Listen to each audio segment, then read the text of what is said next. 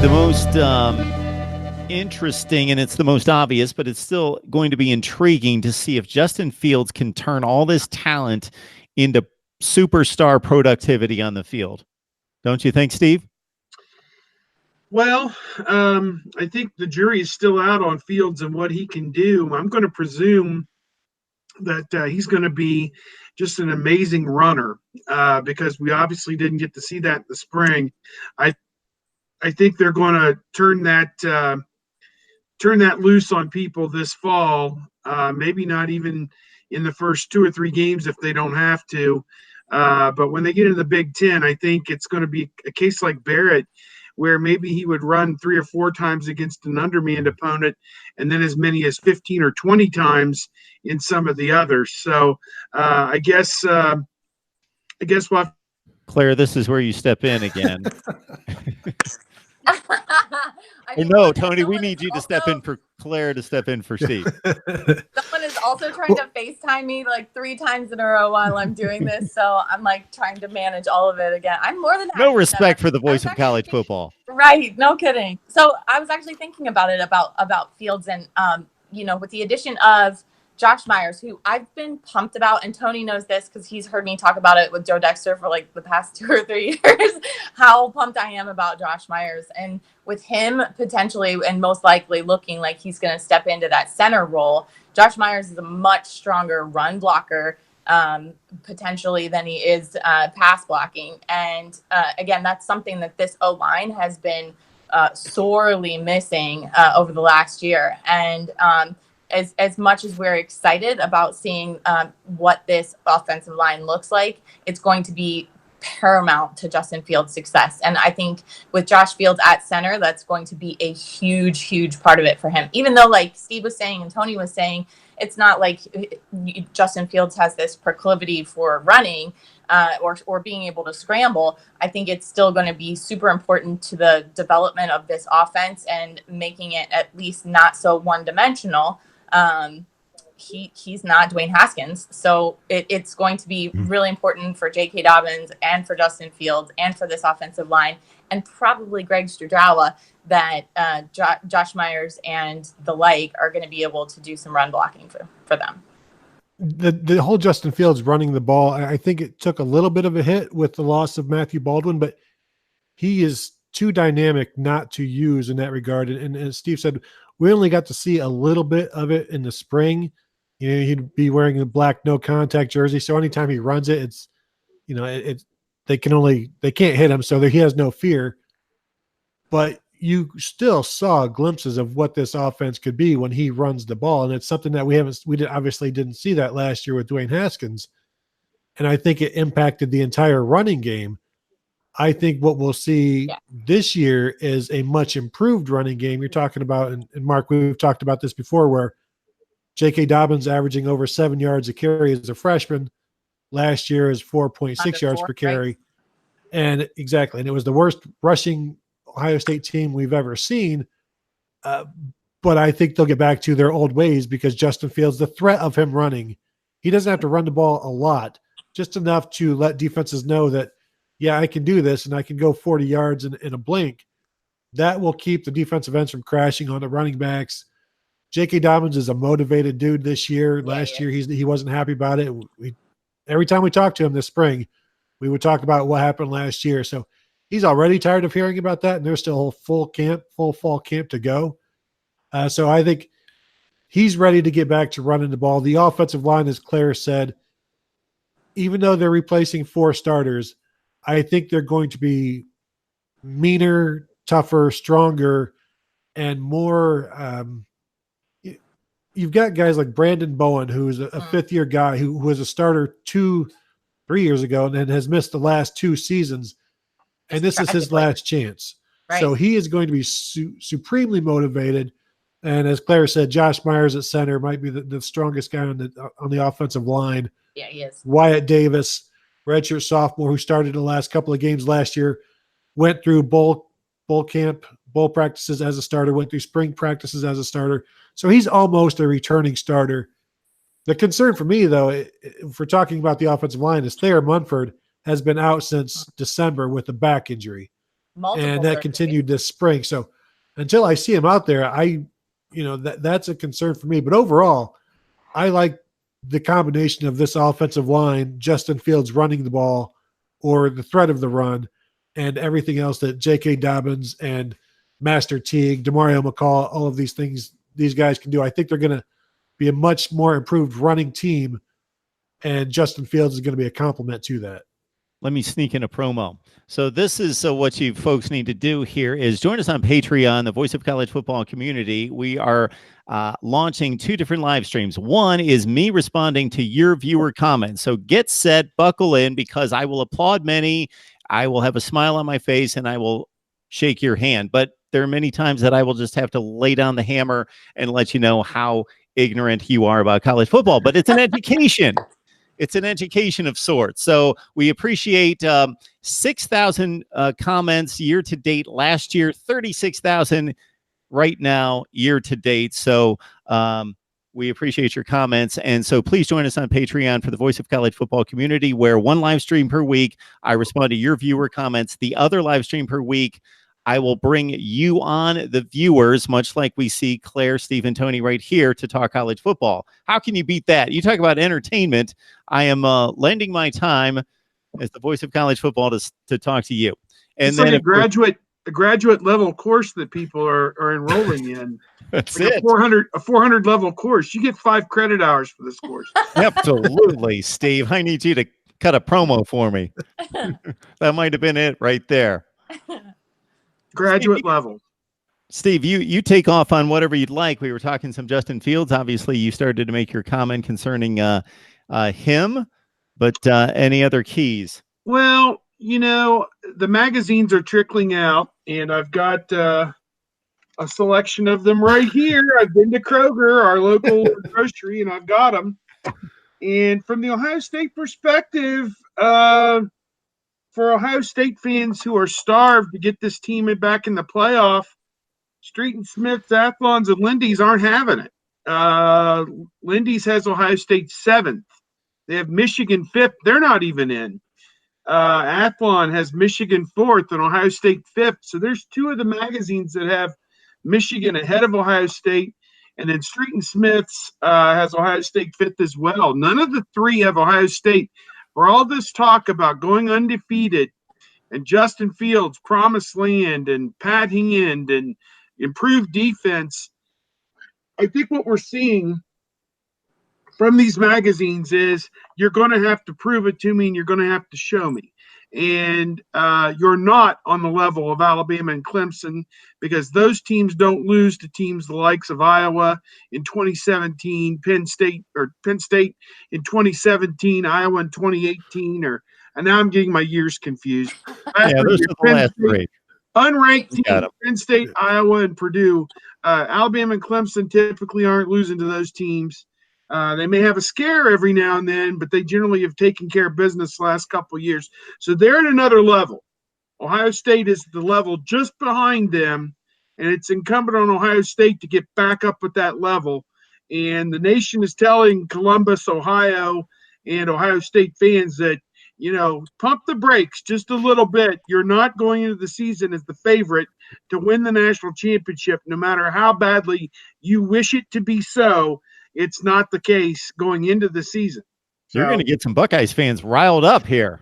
I'm just saying. That's the healthiest thing for Buckeye fans to understand. There's the reality. To manage this, the Buckeye fans are going to have to manage this expectations, and as much as expectations should be high at Ohio State, it's going to be the healthiest thing for this team to be underestimated. We talked about it just before. This needs to be a hungry team for Ryan Day to be successful. They need to have a chip on their shoulder. They need to have something to prove.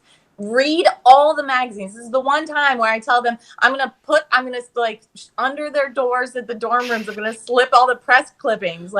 Please understand that everyone is underestimating this team. It's going to be the healthiest thing. And for Buckeye fans to manage the expectations, this might be a rough one.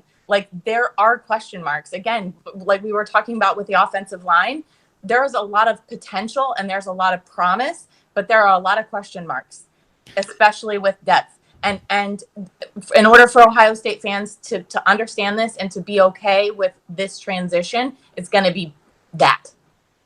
I'm going to throw in one other thing. All these magazines have Alabama and Georgia both in the top 4, and I don't like that. I think going into the season, okay, relative strength of the teams, if that's what you're saying this is, maybe that's the case. But when one of them knocks off the other one, whenever that day comes, if it's the SEC championship game, I think the loser of that game's got to go to the back of the line. We got to get back to where what's in the bylaws of this thing really stand up to where you need to be a conference champion, or I wouldn't say need to be.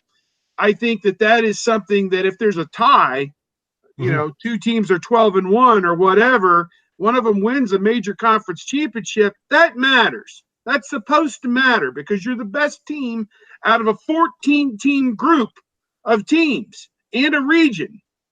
And in an apples and oranges sport, I think that's got to carry more weight. Steve, I'm going to put my scarlet and gray on for just a second because despite those losses in 17 and 18, I can make a logical case as to why Ohio State should have been selected for the playoff. They were not given the opportunity those 2 years. 18, as we've said, terrible running game and terrible defense. I don't think 18 was a national championship caliber team, but I do believe 17, you had a better shot at it. And I don't know. I mean, I think 17 was the residual of how bad you lost to Clemson in 16, but yeah, I don't believe in that transitive property. Let's judge a team based on what happened last year. I will mention that someone by the name of Tiger Rag, so Tiger could allude to a number of teams across the country. That's LSU. Guessing Clemson. It's one of the 6 Tigers in the SEC. So first, I will mention, since Tiger Rag, I've never seen you comment to the channel before. Welcome to Mark Rogers TV, the voice of college football. You're obviously a Clemson fan. I would love to know how long you've been watching. Okay.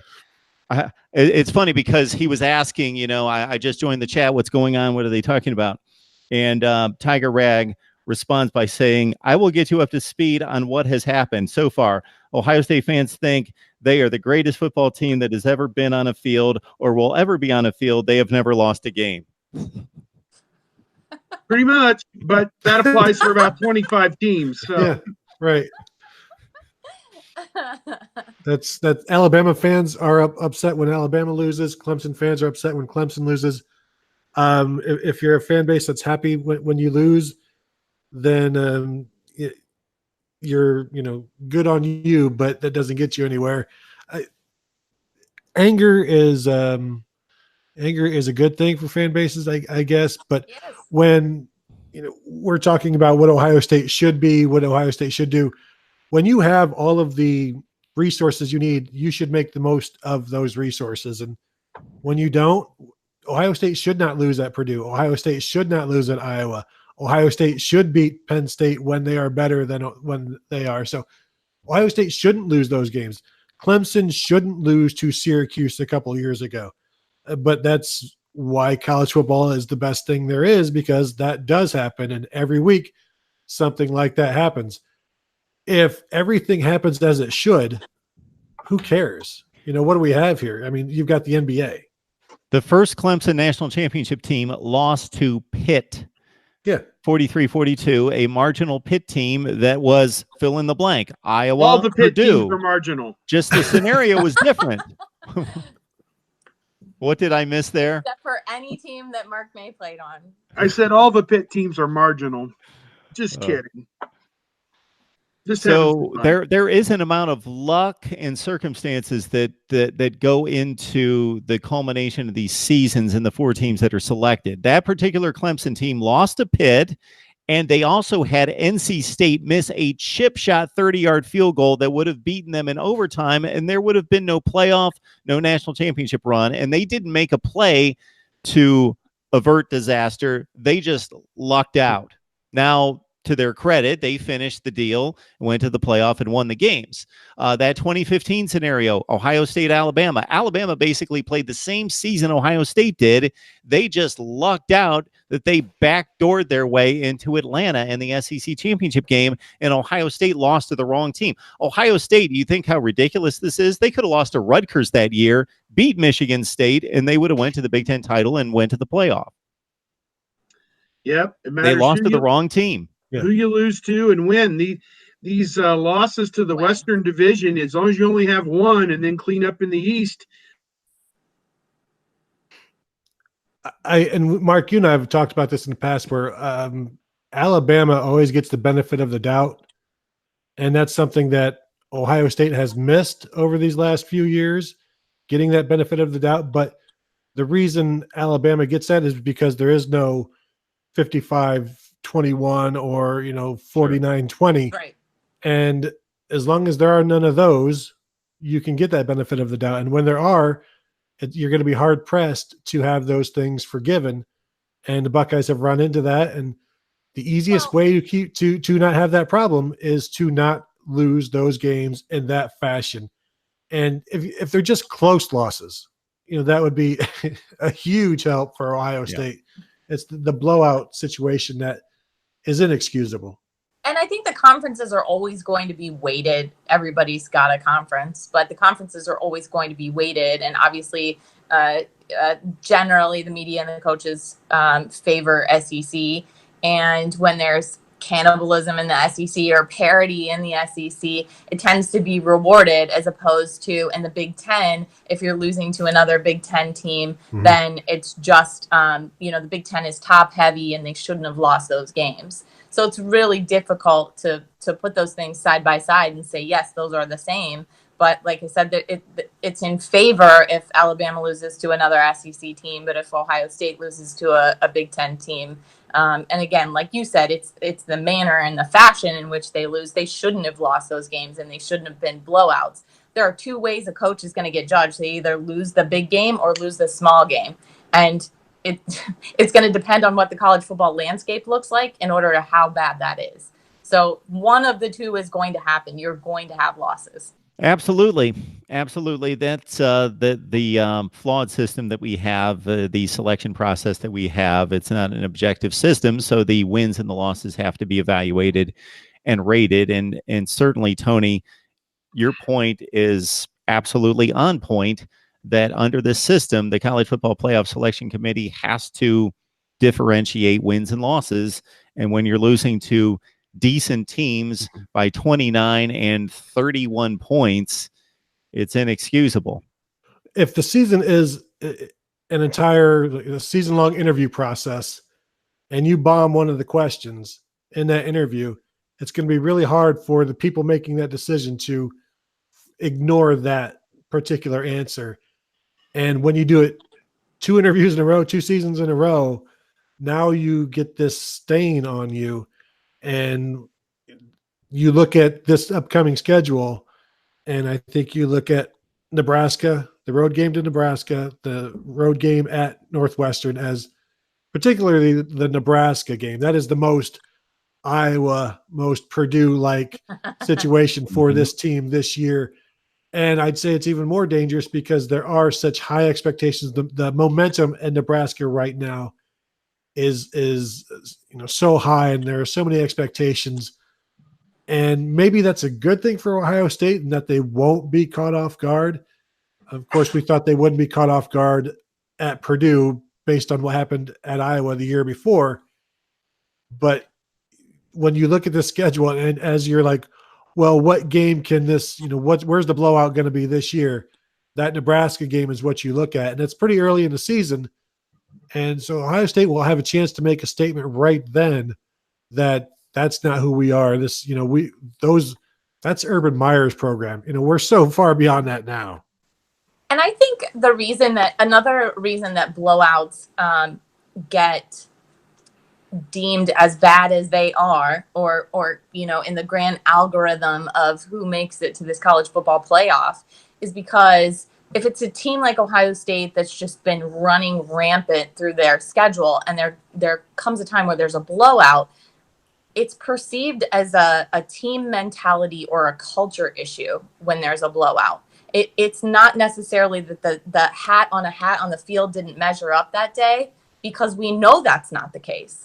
We know that Ohio State team was more talented than that Iowa team, but it came down to a mentality and a blowout. And people are forecasting in the future, well, if they cannot be mentally weak in a game against Iowa, how are they going to stack up against the Clemsons and the Alabamas of the world? And I think that's truly the reason why people really downgrade these blowouts. There you have it. Tony Gerdeman from the Ozone, Steve Hellwagon from Bucknuts, and Buckeye Claire Crawford. And I will give you guys any kind of parting shots. We are in May, so they're obviously not urgent. So we appreciate you jumping on the line. But if you have anything else to say, certainly we will take your last comments. I'll just throw out that it looks like Ohio State's on the verge of getting a major commitment from Julian Fleming from Pennsylvania, wide receiver. I guess that's supposed to come down on Friday, 2 days from now. And he could pick Ohio State over Penn State, which, the rich keep getting richer. And when you take Pennsylvania's best players, they took a quarterback out of there recently. And now if they get Fleming, that would be huge. And they're also in the running on Marvin Harrison Jr. as well, another outstanding Pennsylvania player. So to me, what Penn State's done has been fabulous, but this kind of short circuits some of that if Ohio State's able to go in there and take their best players away from them. I'll add that we keep talking about Ohio State's offense, but I think to this point it's okay to assume it's going to be very, very good, and really how far this team goes maybe isn't about Justin Fields, it's about the defense and the kind of a remanufacturing of what Jeff Hafley and Greg Madison and Larry Johnson have done with the Ohio State defense, because it's not been an Ohio State defense for a while now.